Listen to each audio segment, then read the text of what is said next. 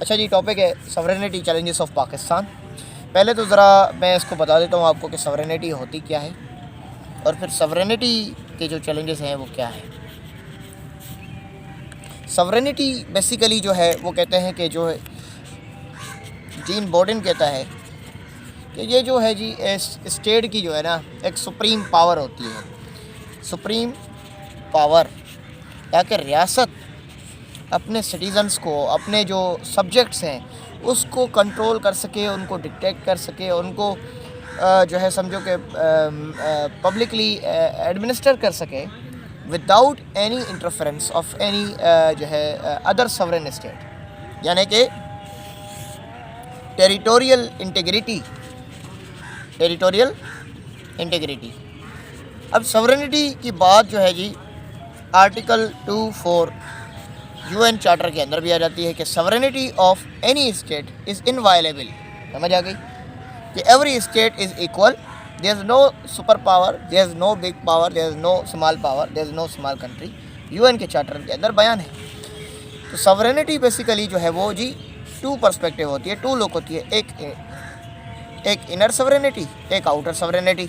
अब inner sovereignty क्या होती है कि रियासत जो है अपनी जो डोमेस्टिक पॉलिसीज़ है वो इंडिपेंडेंट बना सकती है, किसी का इसके अंदर जो है कोई वो रोल प्ले नहीं होगा।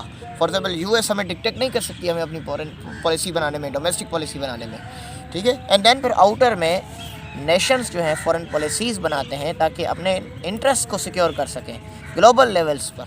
तो फॉरेन पॉलिसी दोनों ये जो है इनर आउटलुक और आउटर आउटलुक ये दोनों इंडिपेंडेंट होते हैं स्टेट के। This is all about the sovereignty जी। अभी रिसेंट पाकिस्तान को सॉवरेनिटी चैलेंजेस के क्या इश्यूज़ हैं ज़रा डिस्कस कर लेते हैं। अगर हम पाकिस्तान के सॉवरेनिटी चैलेंजेस की बात करें तो जी पाकिस्तान के सॉवरेनिटी चैलेंजेस में सबसे पहला जो है जी इंडिया का सेंस आ जाता है।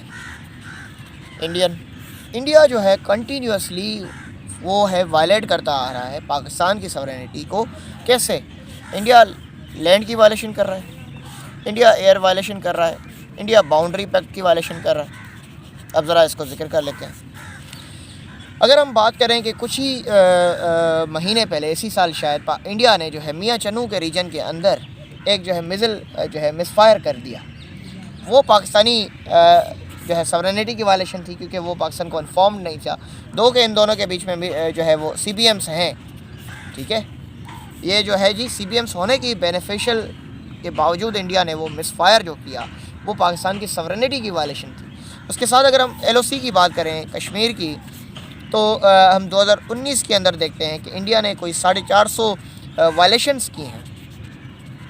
और फिर 2017 के अंदर देखें तो इंडिया ने 500 से ज़्यादा वायलेशंस की हैं सॉवरेनिटी की। और फिर जो है अगर 2016 में हम देखें तो 382 वायलेशंस की हैं। इसके मतलब वो जो LOC है ये लाइन ऑफ कंट्रोल जी कश्मीर जो है इसके यहाँ पर फायर्स कर देना, ड्रोन अटैक्स कर देना, ये सारे जो है वो लॉन्चेस कर देना, फायर्स। उसके बाद फिर जो अगर हम बात करें एयर स्पेस की तो अगर हम देखें तो इंडिया एलिजिडली, ये दो रियलिटी नहीं है, इंडिया क्लेम करता है कि हमने 2016 में जो यूरी अटैक हुआ उसके बाद पाकिस्तान में क्या किया, सर्जिकल स्ट्राइक्स की। और उसके बाद ये हम देखते हैं 2019 में पुलवामा अटैक के बाद इंडियन जो है जी MiG-20 ये जो 21 एयरप्लेन है ये पाकिस्तान की एयर बाउंड्री, ये जो LOC के ऊपर जो जी पाकिस्तान की इंटरनेशनल ये जो है ये तो इंटरनेशनल नहीं हुई बल्कि ये पाकिस्तान की जो एयर स्पेस है इसकी वायलेशन करते हुए ये जो 2 प्लेन्स जो है अभिनंदन साहब यहाँ आ गए। तो ये जो है डिफेक्टो बॉर्डर की वायलेशन, ये भी पाकिस्तान की सॉवरेनिटी की वायलेशन है। एंड देन फिर जी हम बात करते हैं कि स्पाई सर्विलियंस, हमें जो है बलूचिस्तान के अंदर जो है इंडियन रा के एजेंट्स जैसे कुलभूषण यादव जैसे बड़े बड़े जो है धोखेबाज लोग हमें यहाँ मिल जाते हैं। तो स्पाई उसका मेथड ये था कि वो जो बलोच इंसर्जेंट्स हैं उनके साथ जो है वो मिलकर पाकिस्तान को डिस्टेबलाइज़ करें। और फिर हम देखते हैं कि इंडिया जो है कंटिन्यूसली ये बलोच जो इंसर्जेंट ग्रुप्स हो गए, कोई भी इंसर्जेंट ग्रुप हुए, उनके साथ जो है वो लिबरेशन सपोर्ट करती रही है। तो ये नॉन स्टेट एक्टर्स को सपोर्ट कर रही है इंडिया, ताकि पाकिस्तान को इंटरनली डिस्टेबलाइज कर दिया जाए। तो this is a violation from the Indian side. और फिर हम वायलेशन फ्रॉम अफ़गान साइड, जैसे मैंने बात की थी